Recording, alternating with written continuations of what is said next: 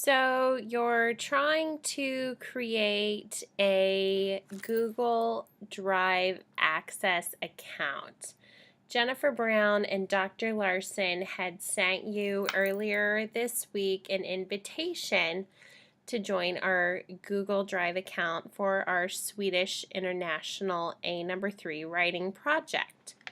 In order to do this, if you are getting an error message, you need to create a Google account with your KSU email address.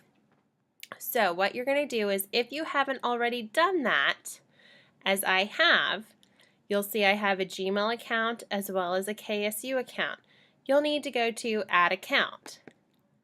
When you click on Add Account, you're simply going to type in the name of the account that you are wanting to link with Gmail. It'll ask you to sign in and create a password. For mine, I've already done this. It'll walk you through the steps. Then it'll take you to the Google homepage where it'll have your Gmail or your Google account. After I have logged in, I'm going to go back out into my email where I see the email request from Mrs. Brown. I'm going to go down and I'm going to accept that invitation and open it. When I do this, it'll say which account I'm logged into in the right-hand corner. This one shows it's linked to my professional account, Erin83@gmail.com. Then I'm going to click on Open in Drive, which will take it to my account. Based upon the group that I am in, I'm going to pretend like I'm in group red number 2.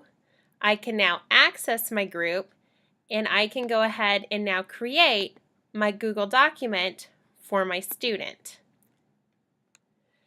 This is where I can go ahead and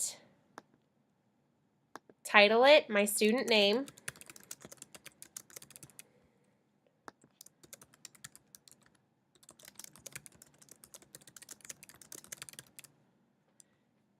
And any sort of information that I am sharing between my colleagues and my student.